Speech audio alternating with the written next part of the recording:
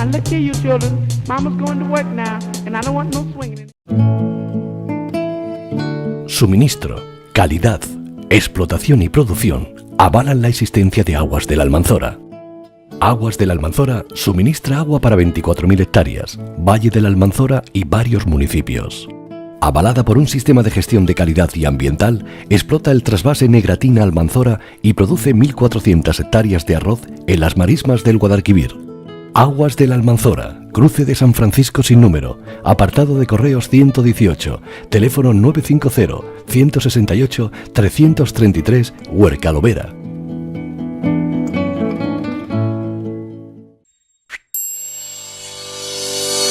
Cariño por la tierra y el producto. Tenacidad y visión de futuro. Décadas de innovación. Esfuerzo y trabajo. Investigación como base del conocimiento. Sostenibilidad. Personas. Son los cimientos que permiten a Primaflor disponer de un producto natural, fresco y lleno de sabor. Primaflor, impulsada por la búsqueda permanente de nuevos modelos de futuro en el sector agroalimentario, es el mayor productor nacional de hortalizas y uno de los mayores suministradores del mercado internacional. 2.700 personas trabajan para proporcionar alimentos frescos y saludables a más de 25 países. Innovación continua movida por un objetivo: la producción sostenible de alimentos sanos, sabrosos y seguros. Bienvenido a Domingo Correas Asesores, Auditores y Abogados, una empresa dedicada al asesoramiento y consultoría de empresas profesionales y particulares desde 1983. Nuestras áreas de actuación profesional abarcan un asesoramiento completo desde la toma de contacto, puesta en marcha de la actividad económica y seguimiento continuado. Proporcionamos asesoramiento fiscal, financiero, mercantil, contable, laboral, jurídico y de dirección. Contamos con más de 35 años de experiencia y calidad en el sector, personal cualificado en formación continuada y el software más avanzado. En Domingo Correas Asesores, Auditores y Abogados, nuestros objetivos son los suyos.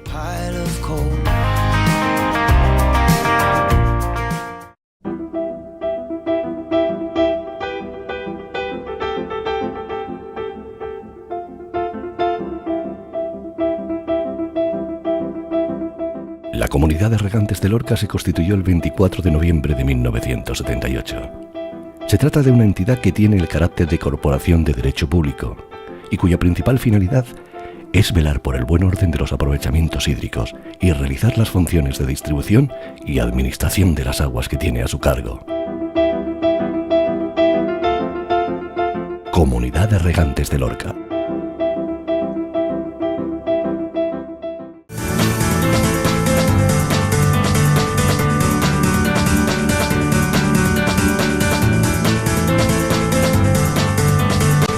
Construir sobre el pasado con la tecnología más moderna es la solución que ofrece SAP Los Guiraos. Multiplicar por mí es el objetivo cumplido.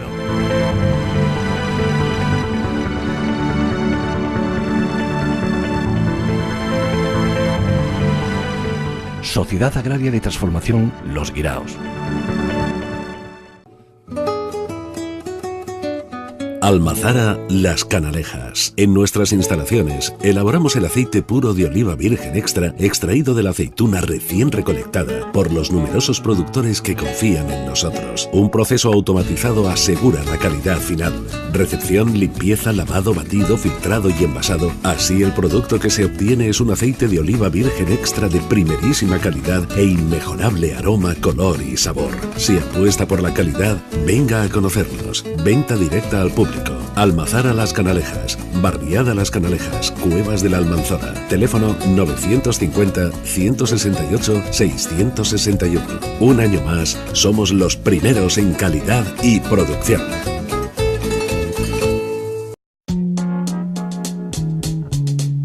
Now look here, you children. Mama's going to work now, and I don't want no swinging in here while I'm gone.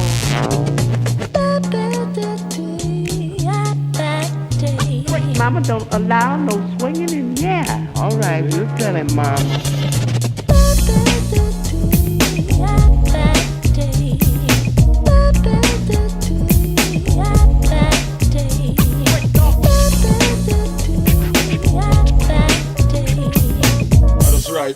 Cause one day, good must overcome. Mama said no swinging in here, I ain't scared.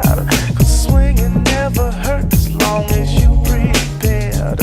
I'm tripping off your hips and the way you... I remember when, I remember. Interesantes contenidos técnicos fueron los ofrecidos por diversos expertos en la Feria Tecnológica Agrícola y Agronegocios del Mediterráneo, celebrada en el recinto ferial de IFEPA, en Torre Pacheco. En este ciclo destacó lo relacionado con la adaptación del sector hortofrutícola al cambio climático, cuya ponencia estuvo a cargo de un directivo de la Fundación Cajamar.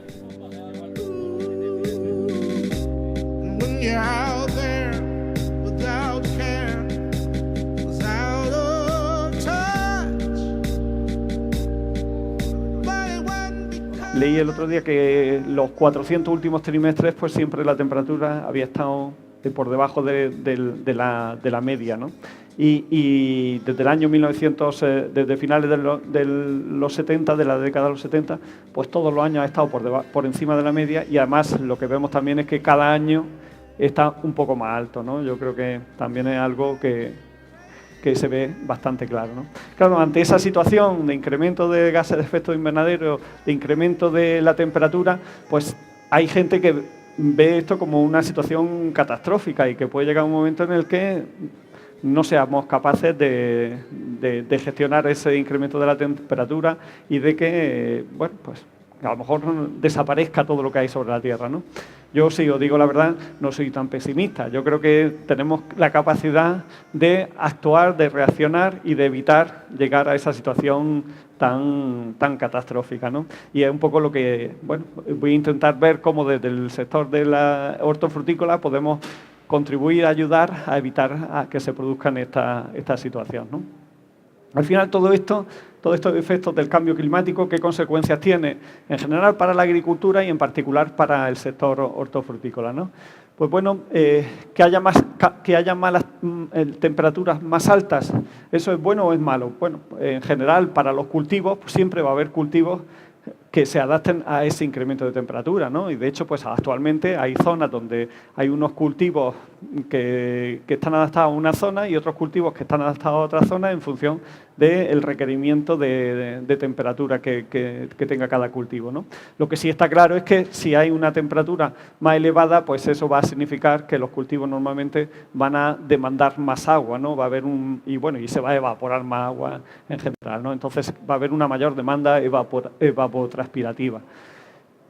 La mayor concentración de CO2 en la atmósfera, en teoría, para los cultivos es bueno, ¿no? Porque al final los cultivos, las plantas para crecer, lo que hacen es capturar el CO2 de la atmósfera y eso lo transforman en material vegetal. Entonces, en principio, el que haya mayor concentración de CO2 para el desarrollo de los cultivos no tiene por qué ser negativo, ¿no? Siempre y cuando tengan agua para poder crecer las plantas, pues puede ser beneficioso, ¿no?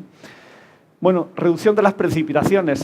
Aquí también, reducción de las precipitaciones por zonas. Yo creo que las precipitaciones a nivel global de la Tierra no van a disminuir, incluso puede que aumenten, porque si aumenta la temperatura habrá más evaporación y al final el agua está en un ciclo cerrado. El agua no se crea ni se destruye, el agua lo que hace es se va transformando, se va transportando, ¿no? Entonces, lo que sí puede haber es que en una zona llueva más, en otras zonas llueva menos, o que llueva más en determinada época o llueva menos en otra época, ¿no? Entonces, esto lo que sí nos va a obligar es a gestionar mejor el agua, ¿no? Y bueno, lo que sí puede producirse también en determinadas zonas y sobre todo en zonas pues relativamente áridas es que se produzca una mayor salinización de la tierra, ¿no? Lo que sí parece claro y bueno, y últimamente pues ya casi que empezamos a sufrirlo o a verlo es que los efectos meteorológicos cada vez son más extremos, ¿no? Podemos pasar de años de sequía muy intensas a grandes inundaciones, ¿no? De épocas con mucho calor a grandes heladas, ¿no? Parece que la heterogeneidad climática cada vez es más frecuente y en todos los sitios, ¿no? Y bueno, pues que las temperaturas invernales sean más suaves, pues bueno, pues eso puede ser positivo, porque a lo mejor podemos adelantar, podemos anticipar las cosechas de muchos cultivos, o podemos incrementar los rendimientos en las zonas en las que estamos en unas condiciones límites de temperaturas para poder producir durante los meses de invierno, ¿no? Pero una consecuencia que sí puede ser bastante grave de estas temperaturas invernales más suaves es que va a ser más difícil controlar las plagas, ¿no? Muchas veces el invierno, las temperaturas bajas, es lo que hace un poco, pues, sirve para el control de plagas. Cuando esas bajas temperaturas no se dan, pues no hay quien termine con las plagas, ¿no? Y yo creo que aquí en el sureste pues hay veces que lo sufrimos, y que la mosca blanca, que es uno de los grandes problemas que hay en la horticultura, pues los inviernos que son muy cálidos pues no desaparece, y cuando llega la primavera pues aquello hay una explosión que cuesta trabajo de controlar, ¿no? Bueno, al final lo que sí yo creo que ya empieza a verse, y fijándonos un poco en nuestro entorno más próximo, ¿no?, es que están cambiando un poco la estacionalidad de las regiones, ¿no? Y por poner algunos ejemplos, ¿no? Yo recuerdo que antes, en el caso del pimiento, por ejemplo, pues empezaba a producirse durante los meses más de invierno en Almería, llegaba el mes de febrero, se acababa el pimiento en Almería y se empezaba a producir aquí en el campo de Cartagena o en Alicante, ¿no? Ahora pues ya los inviernos a lo mejor no son tan intensos, o los inviernos que no son tan intensos, pues se alarga la temporada de producción de Almería, incluso a lo mejor se adelanta el periodo de producción de Murcia, y llegan momentos en los que coincide el final de un sitio con el principio de otro, y en otros momentos que los precios eran muy buenos, pues en otras últimamente pues a lo mejor no se dan esos precios tan buenos, ¿no? Y bueno, y eso también pues está pasando con otros cultivos, en el melón, pues que también había antes como una cierta estacionalidad. Almería, Murcia, Castilla-La Mancha, pues cada vez esa estacionalidad se está rompiendo, ¿no? Claro, ahora aquí lo que nos planteamos es que si el cambio climático lleva consigo unas temperaturas más suaves, pues los países del norte de Europa, que prácticamente en invierno era muy difícil de producir o con un coste energético elevadísimo, si para ellos las temperaturas también son mejores, pues a lo mejor incrementan su producción en invierno, y cada vez nos vamos a encontrar más agentes produciendo y vendiendo, con lo cual pues el precio puede verse afectado, ¿no? Y luego otra circunstancia que también se está dando mucho, y yo creo que este año estamos viendo un poco las consecuencias, es que la variabilidad de producción según años cada vez es mayor también, ¿no? Y bueno, yo creo que este año lo vemos en el caso de los cítricos, ¿no? Este año una campaña excepcional de los cítricos, 7.400.000 toneladas se estima que es la producción, y por mucho que culpemos a que ha aumentado las importaciones de Sudáfrica o de otros países, pero lo que realmente ha hundido los precios de los cítricos en España o en Europa es que el año pasado pues produjimos pues casi que 1 millón de toneladas menos. Entonces eso al final tiene unas consecuencias graves, ¿no? Y eso yo creo que es un poco esa variabilidad que está provocando esas consecuencias del cambio climático, ¿no? Y luego puede haber aspectos que sean positivos, ¿no? Porque, bueno, tradicionalmente, por ejemplo, el cultivo de subtropicales, que se había limitado a la costa de Granada y Málaga, pues cada vez estamos viendo que hay más zonas que están poniendo cultivos subtropicales, ¿no? Y ya el aguacate o el mango pues nos lo encontramos aquí en la región de Murcia, o en Alicante, o en Cádiz, o en Huelva, o en Portugal, ¿no? Está ampliándose las zonas de producción de determinados cultivos que eran muy exigentes en clima, ¿no? Todo esto es un poco las consecuencias. Ahora, ¿qué podemos hacer para adaptarnos? Si al final esto es una realidad, la temperatura cada vez mayor, entonces, ¿qué podemos hacer para poder adaptarnos? Y bueno, primero diré para adaptarnos, y luego para ver cómo desde el sector hortofrutícola también podemos reducir esa velocidad de crecimiento de la temperatura, ¿no?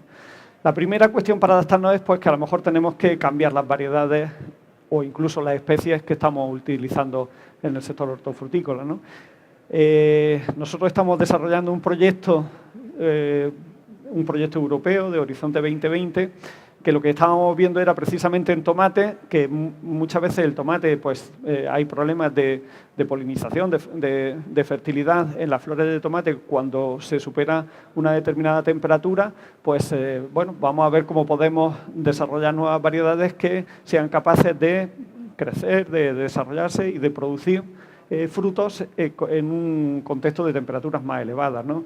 Pues ahí estábamos trabajando, como digo, en un proyecto europeo. Lo que pasa es que el otro día ya me dijeron que en el Instituto de Biología Molecular del CSIC en Valencia habían conseguido mediante tecnologías de ingeniería genética, de transgenia, pues variedades de tomate partenocárpicas, es decir, variedades de tomate que no necesitan polinizarse para poder desarrollar esos tomates y que encima de todo no tienen pepitas que para muchas cosas hasta puede ser positivo. Entonces, bueno, esa puede ser también una solución para luchar contra el cambio climático, ¿no? Lo que sí está claro es que eso, que mediante el desarrollo de nuevos materiales vegetales, pues a lo mejor algunas de las limitaciones que nos puede suponer ese incremento de temperatura, pues se podrían resolver, ¿no? En otro proyecto que estamos trabajando también, que creamos un grupo operativo, ahora estamos a ver si podemos conseguir un proyecto, es la adaptación del sector de la fruta de hueso a los efectos del cambio climático. Yo creo que por la parte vegetal, por la parte de desarrollo de nuevos materiales vegetales, pues es relativamente sencillo el adaptarnos a esos cambios climáticos, ¿no?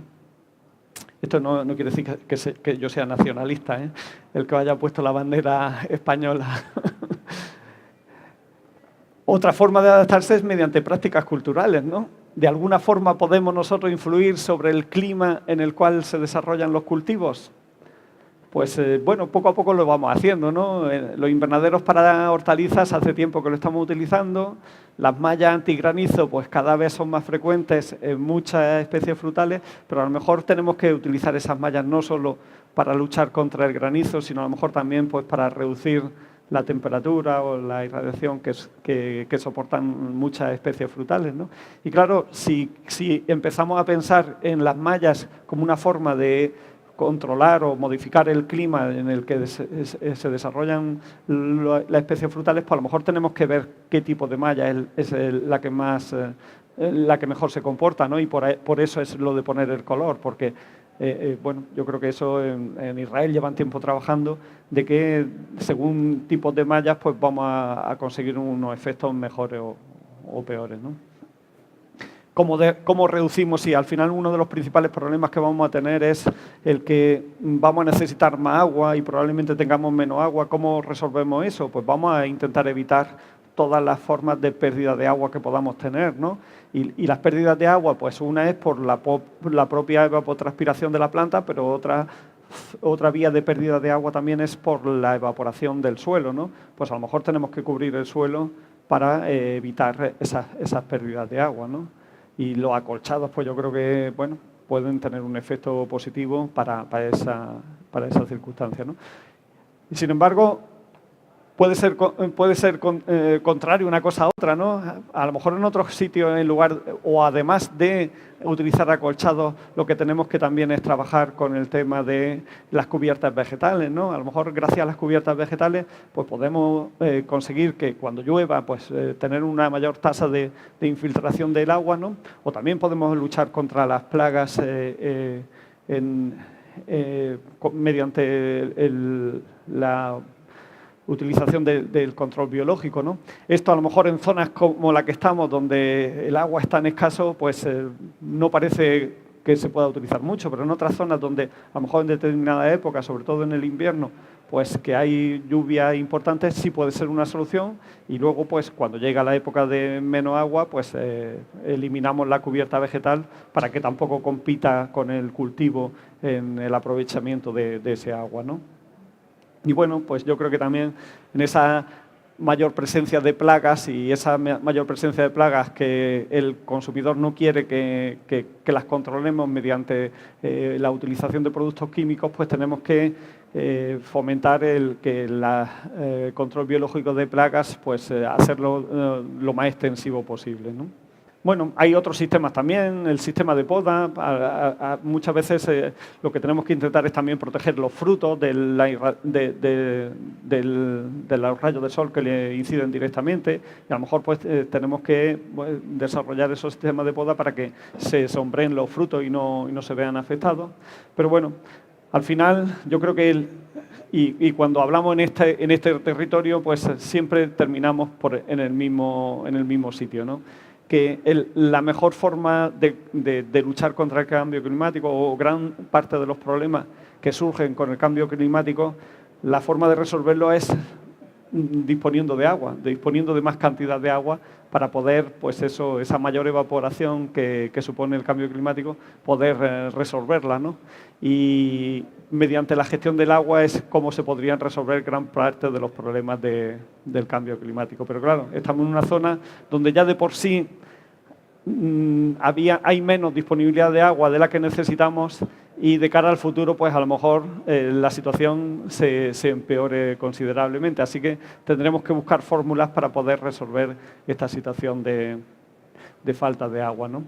Si vemos un poco dónde está el agua en el planeta, ¿no? Si lo vemos de una visión lo más amplia posible, ¿no? Al final, la mayor parte del agua en el planeta está en los mares, ¿no? El 97,5% de todo el agua es agua salada, y solo el 2,5% es agua dulce. Y además de ese agua dulce, pues la mayor parte tampoco se puede utilizar, porque está en los polos, está en los glaciares, ¿no? Luego, una parte importantísima está en aguas subterráneas del 2,5%, el 30% son aguas subterráneas, y aguas superficiales solo es el 0,3%. Es decir, que una gran parte del agua que se pueda utilizar estamos regando no es superficial. Sin embargo, frente a esa distribución del agua dulce disponible, la utilización que actualmente hacemos en España del agua para regadío, ¿de dónde procede? Pues ahí lo he puesto, ¿no? El 75% son aguas superficiales, el 23% son aguas subterráneas, y el 2% he puesto otras aguas, que serían fundamentalmente pues la reutilización del agua depurada de las ciudades o la desalación, ¿no? Al final, para poder resolver las necesidades de agua, lo que tenemos que hacer es una gestión integral de las tres fuentes de suministro del agua, ¿no?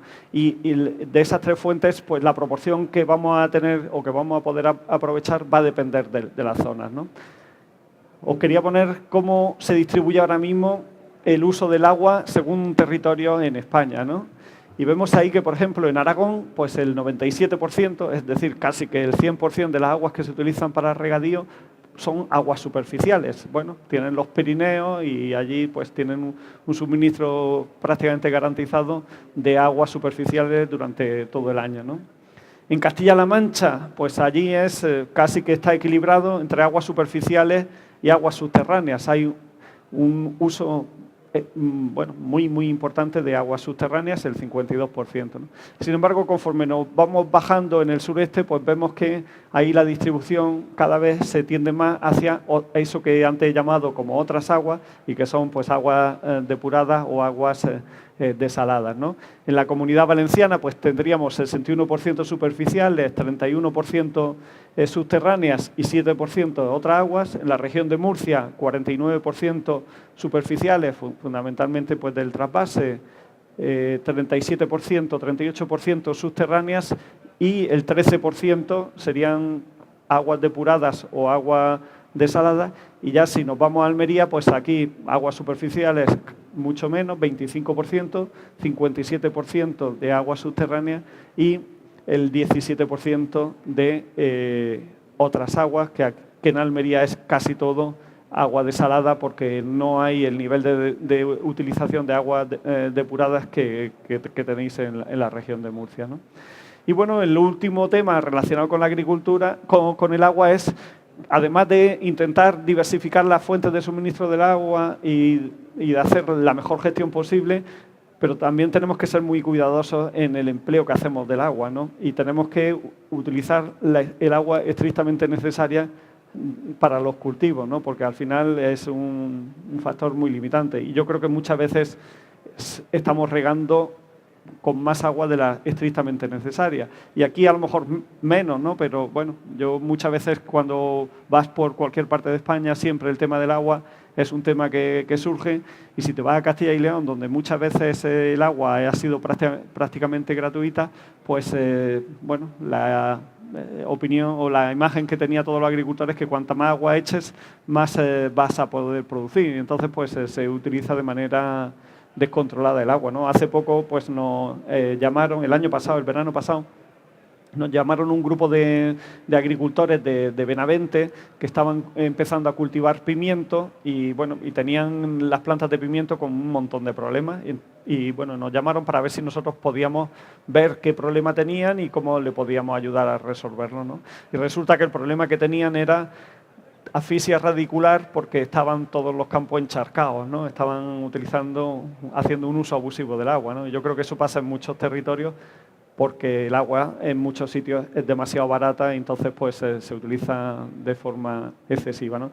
Pero en general en todos los sitios seguro que se puede hacer mejor uso del agua. A lo mejor en lo que he dicho de Benavente se pueden sacar los cultivos con el 50% o menos del agua que están utilizando actualmente, pero a lo mejor incluso aquí en el sureste, que hacemos un uso muy bueno del agua, podemos todavía ahorrar un 10 o un 20% de agua. Pues eso es muchísimo para la situación en la que estamos viviendo, ¿no? Entonces, todo lo que es la agricultura de precisión, saber realmente lo que hay en el suelo, lo que está extrayendo la planta, lo que realmente necesita, pues nos puede ayudar a lo mejor a ahorrar ese 10% del agua, ¿no?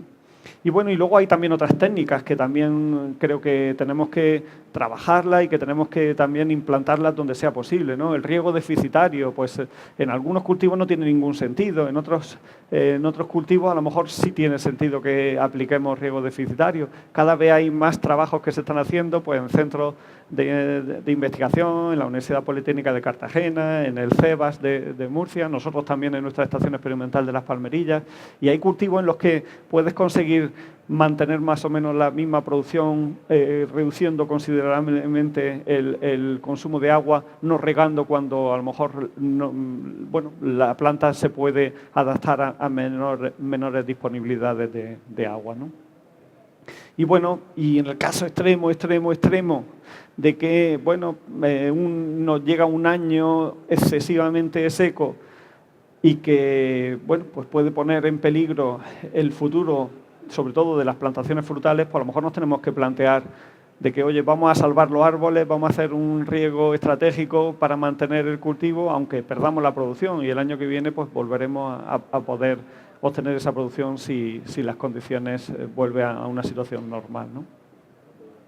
Y luego hay otras cuestiones que son más de política agraria y que yo creo que también tenemos que implantarlas en el sector para intentar mitigar esos efectos del cambio climático, ¿no? Y yo creo que hay dos medidas de política agraria que son fundamentales, ¿no? Uno es el seguro agrario. Yo creo que todos tenemos interiorizado que el seguro agrario para luchar contra la helada o contra el granizo pues es muy útil, ¿no? Pues a lo mejor cada vez más para luchar contra esa sequía y contra esos años extremos, pues va a ser necesario que el seguro agrario tenga un papel muy, muy importante, ¿no? Y luego la otra medida es la política agrícola común. Ahora mismo se está empezando a discutir, o se está discutiendo ya desde hace un tiempo, cómo va a ser la política agraria a partir del 2020, ¿no? A lo mejor hay determinadas explotaciones que no es necesario que tengan siempre ayudas de la política agraria común, ¿no? Cuando tiene una buena cosecha y tiene unos buenos precios en el mercado, pues a lo mejor no sería necesario cobrar ayudas, ¿no? Pero hay ciertas medidas que lo que deberían de intentar es, bueno, pues eso, ayudar a los agricultores cuando haya años que sean especialmente malos, ¿no? Y bueno, todo esto que he contado es cómo nos podemos adaptar al cambio climático, pero luego al final la agricultura en general y el sector hortofrutícola en particular pues utiliza muchos recursos, ¿no? Y también en la medida de cómo utilicemos esos recursos, pues podemos ayudar o podemos contribuir a frenar el cambio climático, a que ese incremento de las temperaturas pues no se haga pues con las previsiones que tenemos, ¿no? Y aquí os quería poner algunas de esas medidas que pueden ayudar a controlar ese cambio climático, ¿no? Yo creo que la energía renovable es una de las más importantes. Al final, el sector agroalimentario en su conjunto consume bastante energía, tanto a nivel de campo, de la agricultura, pues desde los bombeos del agua a luego pues todo lo que son pues los almacenes de manipulación, de conservación de frío, en fin, hay mucho consumo energético que bueno, que puede proceder de fuentes fósiles o puede proceder de fuentes renovables, ¿no? Y yo creo que las energías renovables cada vez es una alternativa, bueno, iba a decir que cada vez yo creo que ya son una alternativa rentable para que sea aplicada, para que se implante en el sector agrario y que pueda contribuir de manera decisiva a frenar ese cambio climático, ¿no? El tema de la agricultura inteligente, un poco lo que os he comentado antes del agua, pero no solo del agua, sino de todos los insumos que utilizamos en la agricultura. También muchas veces utilizamos más fertilizantes de los estrictamente necesarios, ¿no? O podemos conseguir incrementar las producciones con los insumos que estamos utilizando, y eso, pues, en la medida en la que seamos lo más eficientes posibles, que consigamos producir más kilos utilizando menos recursos, es una forma también de frenar el cambio climático, ¿no? El tema que os he comentado antes de las cubiertas vegetales, al final también es una forma de capturar CO2 de la atmósfera, ¿no? Y de ese CO2 incorporarlo al suelo. De esa forma también, pues, podríamos luchar contra el cambio climático, ¿no? Y luego, al final, pues, una cuestión que está muy de moda, que muchas veces, pues, hablamos de ella más porque está de moda que porque no lo creemos, pero yo creo que lo tenemos que tener muy presente, y es la bioeconomía o economía circular. Y digo que lo tenemos que tener muy presente porque, primero, no nos podemos permitir el lujo de tirar nada, ¿no? Y segundo, porque muchas veces, si de eso que tiramos somos capaces de conseguir algún valor, a lo mejor la rentabilidad de las empresas van a depender de eso que antes tirábamos, ¿no? Y a mí me gusta poner siempre un ejemplo, que además es muy próximo, ¿no? Y que la rentabilidad estaba en lo que antes, o una parte de la rentabilidad estaba en lo que antes tirábamos, ¿no? Y es el sector del limón, ¿no? Yo creo que el sector del limón es uno de los sectores que menos tira o que no tira nada, ¿no? Porque al final, pues, tenemos la fruta fresca de primera calidad, que la vendemos como fruta fresca, y lo que no puede o no puede venderse como fresco, pues lo transformamos, ¿no? Lo primero que hacemos es sacar el zumo de limón y después de sacar el zumo de limón, pues sacamos de la piel o de la pulpa todos los demás productos que podemos, como el aceite de limón o las pectinas, que luego se incorporan en otras industrias, pues, cosméticas o alimentarias. Y al final, pues, de todo sacamos algo, aunque sea muy poco, pero es mejor sacar poco que no tener que pagar por tirar lo que no somos capaces de valorizar, ¿no? Y bueno, pues eso era todo lo que os quería comentar. Lo único que sí me gustaría terminar es que a mí hay un país que siempre me ha maravillado, ¿no? Y es Holanda. Porque es un país que tampoco tiene unas condiciones excepcionalmente buenas para nada, sin embargo, yo creo que son capaces de buscarse la vida mejor que nadie, ¿no? Y yo creo que eso es porque siempre piensan a muy largo plazo, ¿no? Y un ejemplo de esa pensar a largo plazo es, bueno, pues cómo fueron capaces de aprovechar un país que está por debajo que una parte importante de su superficie está por debajo del nivel del mar, ¿no? Y fueron capaces de sacar todo ese agua que sobraba para poder cultivar y para poder vivir en esas condiciones, ¿no? Y claro, cuando hablamos de cambio climático, pues yo creo que uno de los países que más miedo debe tener con respecto al cambio climático es Holanda, porque si decimos que ese incremento de temperatura va a hacer aumentar el nivel del mar, pues imaginaros, si ahora ya tienen que sacar agua con los niveles que tienen, como suba 1 metro, pues el agua que van a tener que sacar va a ser enorme, ¿no? Pero tú te pones a ver y ellos ya tienen los planes de 30, 40, 50 años vistas, ¿no? El sector hortofrutícola, el sector agrario español es capaz de adaptarse al cambio climático, pero para adaptarnos al cambio climático tenemos que actuar. No podemos esperar a ver si a alguien se le ocurre una idea maravillosa que la podemos aplicar de un día para otro, ¿no? Y yo creo que esa planificación y ese trabajo a largo plazo es lo que nos permitirá encontrar las soluciones que necesitamos. Otra ponencia posterior giró en torno a las proyecciones del clima para el siglo XXI, cuya disertación correspondió a una experta en este tema perteneciente a la EMET. Temas medioambientales. Este es el Foro Económico Mundial, va publicando todos los años un informe sobre riesgos globales, donde en la parte inferior tenemos la probabilidad de ocurrencia del fenómeno y en la línea vertical tenemos el impacto. Podemos ver, no sé si en la parte superior izquierda, que es máxima probabilidad, máximo impacto, es a donde se concentran fundamentalmente todos aquellos eventos ligados con temas medioambientales, como pueden ser los eventos de cambio climático, donde tiene uno de los mayores impactos. Tenemos también el que no podamos realmente hacer una adaptación y una mitigación al cambio climático. Esto está ocupando un segundo lugar tanto en probabilidad como en impacto.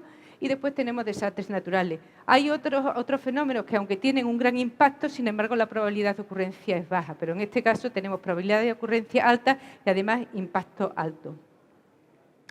¿Por qué realmente nos está preocupando todo esto? Pues, en principio, el riesgo de aquellos impactos asociados al clima, en parte, viene determinado, por un lado, por la variabilidad climática. Ahí estamos metiendo los eventos extremos, y también un cambio climático, una tendencia en las variables climáticas que va ligado más a un cambio climático de tipo antropogénico. Esta interacción, junto con la vulnerabilidad y la exposición, es lo que realmente nos va a dar lo que es el riesgo de los impactos asociados al clima. Pero, evidentemente, estos riesgos, por otro lado, vienen determinados por realmente las medidas de gobernanza, el sistema socioeconómico que implantemos. Entonces, ahí está realmente todo ese concepto. Y ahí puede venir nuestra preocupación, nuestro interés por el cambio climático. Y, por otro lado, ¿qué es lo que estamos observando? Estamos observando que la temperatura de la Tierra está subiendo, que es lo que se muestra en la gráfica de arriba. Y, además, tanto es así que el IPCC ha sacado un informe especial entre el quinto informe y el sexto informe que se está elaborando actualmente, que es el informe del 1.5, dirigido fundamentalmente a mitigación, y donde nos está diciendo que ya estamos alcanzando 1 grado. Ya la temperatura de la Tierra ha aumentado aproximadamente 1 grado respecto a nivel preindustrial. Pero es que, además, la OMM acaba de sacar el informe del estado del clima para el 2018, y ahí nos está diciendo que realmente ese grado está bien, es decir, que nos está dando un valor de 0,99 más menos 0,13. Eso es la variación de la temperatura global que está ocurriendo respecto al periodo preindustrial. Claro, si esto lo unimos a que hay una correlación totalmente lineal, que es la otra gráfica que estoy mostrando ahí, entre la concentración de gases antropogénicos de CO2 y la anomalía de temperatura o el cambio de temperatura, pues tenemos todos los ingredientes para realmente estar preocupados con cómo va a ser el clima futuro de la Tierra y los impactos que puede tener. Bueno, pues ya pasado todo esto, ¿qué es lo que nos interesa saber? Nos interesa saber cómo va a ser el clima futuro. Ya estamos viendo que está habiendo unas variaciones, pero vamos a decir, bueno, ¿estas cómo van a seguir? Entonces, eso nos lleva a mostrar realmente el sistema climático, que es el sistema que realmente va a hacer determinar el clima en la Tierra, y después, posteriormente, y ese clima a nivel global y a niveles más locales o también los microclimas. Y vemos que es un sistema bastante complejo, donde tenemos, por un lado, la radiación solar. Cambios en la radiación solar van a incidir. Tenemos la atmósfera, cambios en la composición de la atmósfera, especialmente con gases que sean potencialmente activos desde el punto de vista radiactivos, van a ser importantes. Pero después tenemos otros sistemas, como puede ser la hidrosfera, la criosfera, la biosfera, donde nos encontramos nosotros, y todos estos sistemas son sistemas en sí complejos, que además interactúan entre sí y se retroalimentan. Entonces, con esto lo que yo quiero mostrar es la complejidad a lo que nos tenemos que enfrentar para poder determinar cuál va a ser el clima futuro del planeta. Entonces, lo primero, uno de los factores que he visto, que he indicado anteriormente, es, por un lado, cambios en la parte del Sol, pero hay una parte importante que es el cambio en la composición de la atmósfera. Y en el cambio de la composición de la atmósfera estamos nosotros involucrados con nuestras actividades. Entonces, lo primero que yo tengo que saber para saber cuál va a ser el clima futuro es saber cómo va a cambiar esa composición. Pero eso es difícil de determinar. Entonces, ¿qué es lo que hizo el IPCC? El IPCC lo que hizo fue establecer unos escenarios de emisiones que son escenarios plausibles, basadas en un conjunto coherente de suposiciones que me están influyendo en la concentración de estos gases radiactivamente activos, que son los que realmente tienen interés y me están alterando el balance o los forzamientos, o me está produciendo un forzamiento en el sistema climático o un desequilibrio en la capa alta, en la zona de la troposfera, entre la radiación incidente y la radiación que sale. El IPCC, desde que empezó a funcionar, estableció distintos sistemas, ha establecido distintos escenarios de emisiones. Con lo que se ha trabajado el tercer y el cuarto informe fueron con los escenarios del año 2000. Sin embargo, estos escenarios no tenían en cuenta las políticas de mitigación y se vio que era necesario empezarlas a considerar. Por eso, para el quinto informe del IPCC se establecieron un nuevo sistema de escenarios que se llaman las sendas representativas de concentraciones, de sus siglas en inglés. Entre ellas, pues tenemos el escenario más emisivo, sería el 8.5, después tenemos un escenario de 6.0 y un escenario de 4.5 y un escenario de 2.6 que prácticamente se analiza relativamente poco porque además que sería el que deberíamos seguir es el que estamos más lejos. Estos escenarios ya no se pone un único escenario, sino que yo establezco una senda representativa porque a mí lo que me interesa es establecer cuál va a ser los forzamientos que me van a hacer estos escenarios en el sistema climático, que es lo que yo tengo que inyectar en lo que voy a explicar a continuación, que son los modelos climáticos.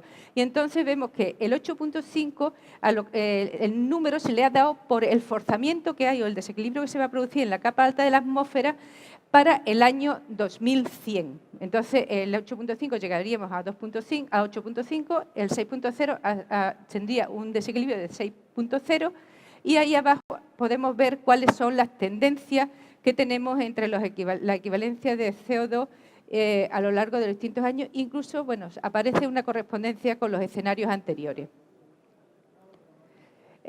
Bueno, pues si ya más o menos hemos hecho unas hipótesis coherentes, plausibles, de cuál va a poder ir cambiando la composición de la atmósfera, pues ahora aparte de eso tengo que modelizar mi sistema. Para eso llegamos a lo que son los modelos climáticos. Los modelos climáticos son simplemente herramientas informáticas. Es código que yo lo voy a intentar, basándome en las leyes físicas, químicas y biológicas, intentar reproducir mi sistema. Desde que empezaron los modelos climáticos han ido evolucionando mucho. Los primeros eran modelos fundamentalmente de atmósfera y océano y, sin embargo, pues ahí en la parte de abajo podemos ver cómo se han ido metiendo distintas componentes y actualmente tenemos ya también modelos biológicos incorporados. Esto es solamente lo que yo quiero es establecer un poco la metodología con la cual nosotros obtenemos esas proyecciones que son lo que finalmente ustedes van a utilizar. Pero yo, de alguna manera, creo que es importante saber todo el proceso, en qué nos basamos y por qué se obtienen de esta manera. Entonces, con todo esto, lo que yo llego es que los modelos, para yo obtener una proyección de cambio climático a nivel mundial y durante un periodo muy largo de tiempo, teniendo en cuenta que tengo un sistema muy complejo, necesito una cantidad de computación enorme. Y si yo disminuyo las resoluciones espaciales, y con ellos también las temporales, me aumentan muchísimo la cantidad de cálculos. Con lo cual, los modelos climáticos globales tienen una determinada resolución y la disminución de los mismos supone una cantidad de cómputo enorme. Hay que pensar que un modelo global, un modelo corrido para un escenario determinado, puede tener periodos de cálculo en ordenadores muy potentes de meses y a ver si nos podemos acercar al año. De hecho, ahora mismo se están corriendo con lo que será el sexto informe. Es decir, que hay una cantidad de cálculo enorme. Entonces, ¿qué es lo que se hace? Porque, claro, ustedes me van a decir, bueno, pero es que yo lo quiero que usted me diga el cambio de la temperatura pues en la comarca tal o en el sitio tal. Eso los modelos globales están muy lejos. Entonces, tenemos que implementar técnicas de regionalización o de reducción de escala. Entonces, ¿cuál es el enfoque que tenemos que hacer y cómo tenemos que ir? Vale. Pues la idea es que yo, a la hora de obtener proyecciones de cambio climático para una zona determinada, lo mejor es coger montones de modelos globales y sobre cada uno hacer zoom utilizando técnicas de regionalizaciones estadísticas y dinámicas, porque a continuación muestro esta transparencia que yo creo que es muy importante y que creo que, a ver si soy capaz de transmitir un tema que hay que tener siempre en cuenta, que es el tema de las incertidumbres que van asociadas a las proyecciones de cambio climático. En el círculo que veis ahí en la parte superior muestro la cadena de modelización del clima. Por un lado tenemos los escenarios que hemos tenido que definir.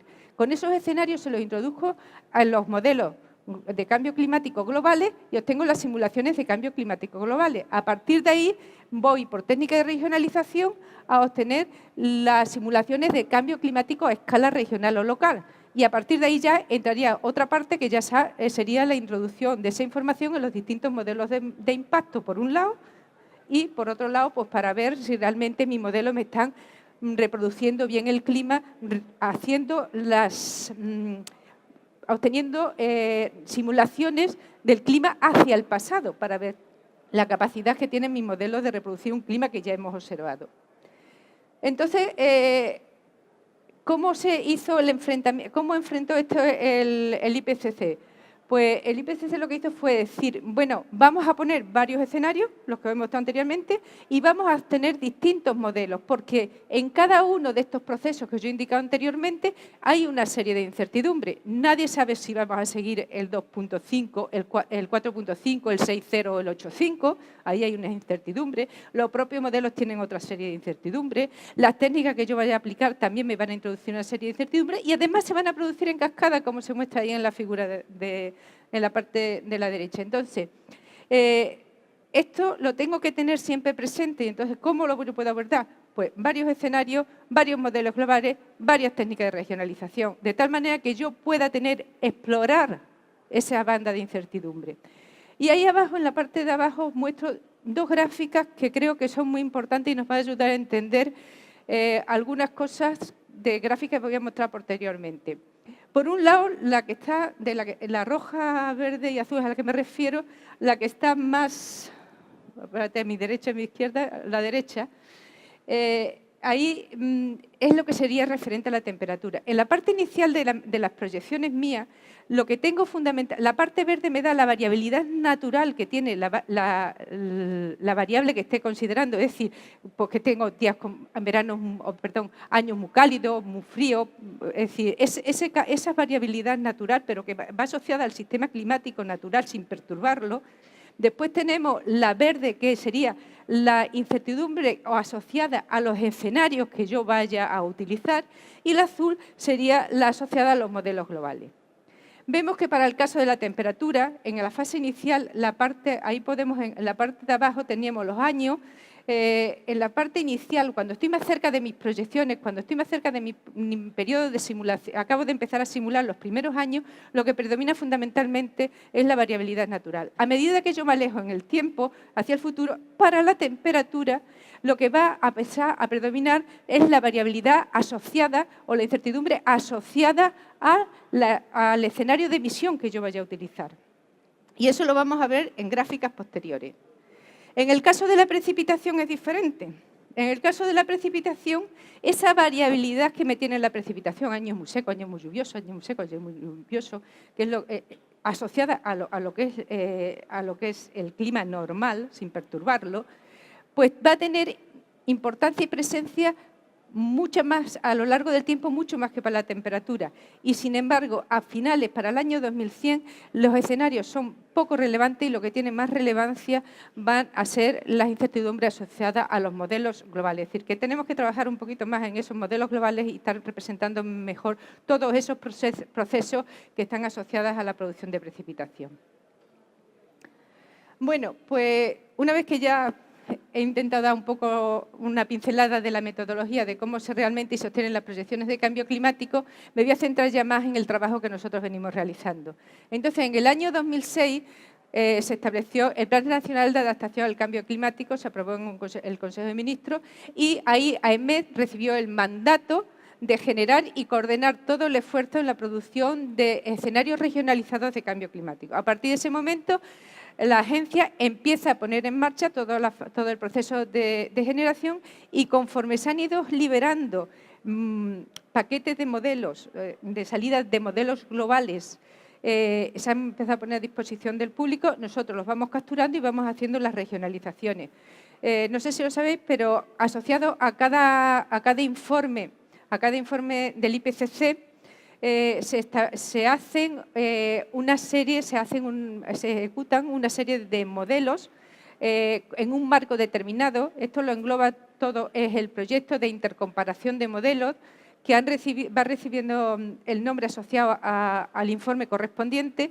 Los del quinto informe son los modelos los datos se estuvieron dentro del marco del proyecto de intercomparación de modelos en la fase 5, donde se corrieron montones de modelos. La cantidad de información que se genera es enorme, y cada vez se está generando mucho más, pero eso nos va a permitir de alguna manera mucho más el poder tener en cuenta estas incertidumbres que nosotros tenemos, porque además se ejecutan dentro de un marco que se llega a concretar y a establecer para que todo sea comparable. Entonces, a partir de los modelos del quinto informe, pues nosotros utilizamos venimos utilizando dos técnicas de regionalización, una basada en el método análogo y otra basada en el método de regresión, y últimamente se está estableciendo una tercera método que está basada en redes neuronales y que además se está ejecutando aquí en el centro, en la delegación de Murcia.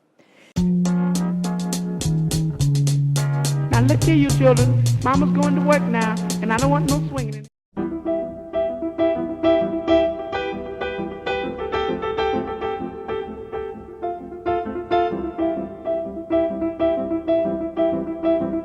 La Comunidad de Regantes de Lorca se constituyó el 24 de noviembre de 1978.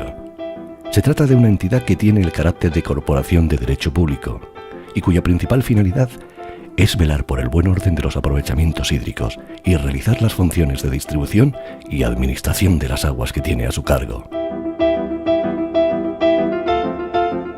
Comunidad de Regantes de Lorca.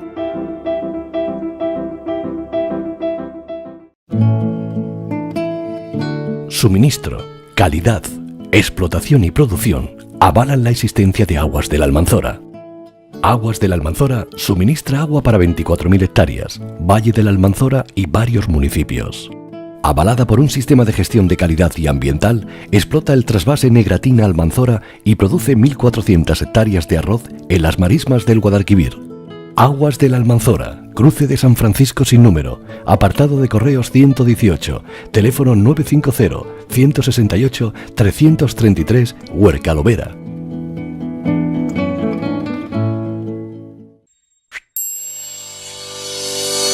Cariño por la tierra y el producto. Tenacidad y visión de futuro. Décadas de innovación. Esfuerzo y trabajo. Investigación como base del conocimiento. Sostenibilidad. Personas. Son los cimientos que permiten a Primaflor disponer de un producto natural, fresco y lleno de sabor. Primaflor, impulsada por la búsqueda permanente de nuevos modelos de futuro en el sector agroalimentario, es el mayor productor nacional de hortalizas y uno de los mayores suministradores del mercado internacional. 2.700 personas trabajan para proporcionar alimentos frescos y saludables a más de 25 países. Innovación continua movida por un objetivo: la producción sostenible de alimentos sanos, sabrosos y seguros. Bienvenido a Domingo Correas Asesores, Auditores y Abogados, una empresa dedicada al asesoramiento y consultoría de empresas profesionales y particulares desde 1983. Nuestras áreas de actuación profesional abarcan un asesoramiento completo desde la toma de contacto, puesta en marcha de la actividad económica y seguimiento continuado. Proporcionamos asesoramiento fiscal, financiero, mercantil, contable, laboral, jurídico y de dirección. Contamos con más de 35 años de experiencia y calidad en el sector, personal cualificado en formación continuada y el software más avanzado. En Domingo Correas Asesores, Auditores y Abogados, nuestros objetivos son los suyos.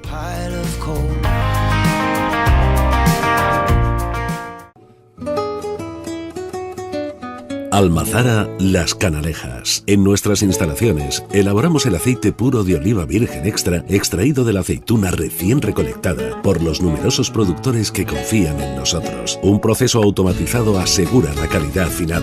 Recepción, limpieza, lavado, batido, filtrado y envasado. Así el producto que se obtiene es un aceite de oliva virgen extra de primerísima calidad e inmejorable aroma, color y sabor. Si apuesta por la calidad, venga a conocernos. Venta directa al público. Almazara Las Canalejas, Barriada Las Canalejas, Cuevas de la Almanzora. Teléfono 950-168-661. Un año más, somos los primeros en calidad y producción.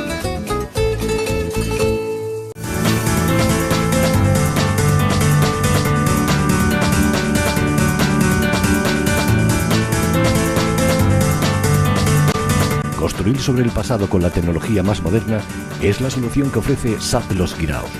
Multiplicar por 1000 es el objetivo cumplido.